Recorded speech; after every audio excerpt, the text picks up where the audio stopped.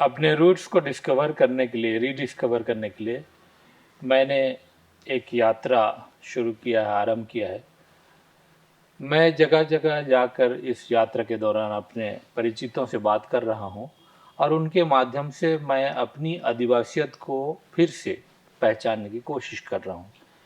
उसी कड़ी में मैं आज मिलने आया हूँ धनिक गुड़िया जी से। धनिक गुड़िया खूंटी स्थित सिविल कोर्ट में एक जाने माने वकील हैं। ये पूरा का पूरा एरिया मुंडा जनजातियों से मुंडा जनजातियों का है और धनिक जी मुंडा जनजातियों का जितने भी केसेस आते हैं उसको बहुत करीब से जानते हैं, डील करते हैं।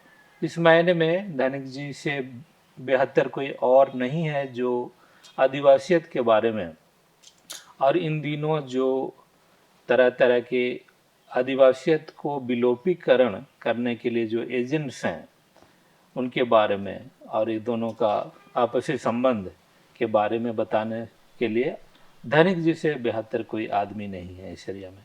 तो धनिक जी आपके यहाँ आकर बहुत खुशी हुई। जोहार। जोहार। कैसे हैं आप? ठीक हैं, आप कैसे हैं? बहुत अच्छा।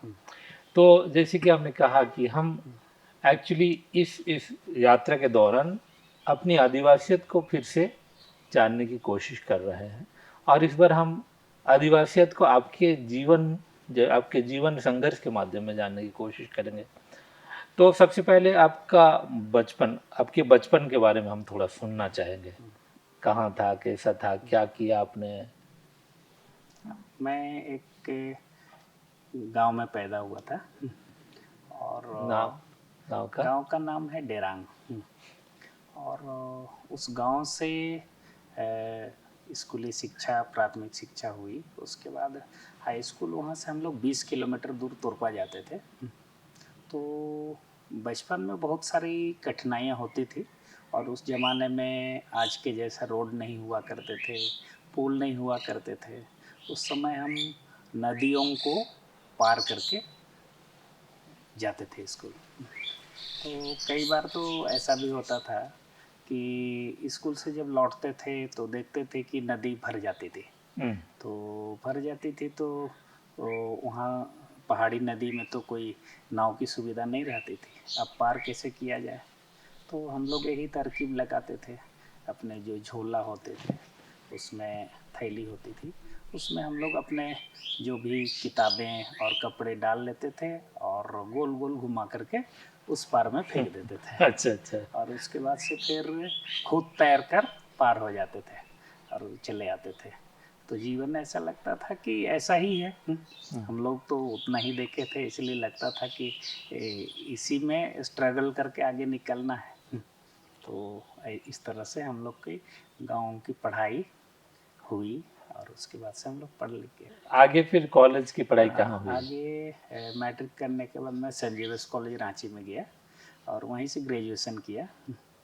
उसके बाद फिर law college, Chhotanagpur law college से जब आप पढ़ाई कर रहे थे स्कूल और कॉलेज, तो आपका गांव और आपके इलाके में क्या सामाजिक, आर्थिक, प्राकृतिक ये सब का सिचुएशन क्या था? उस कोयल समय करो मूवमेंट भी चल रहा था। हाँ, आजकल की जैसे स्थितियाँ नहीं थी। उस समय आर्थिक रूप से सभी लोग संपन्न नहीं थे, लेकिन कहेंगे अपना खाने पीने के लिए किसी प्रकार की कमी नहीं थी। जितना खाते थे उतना उपज हो जाता था।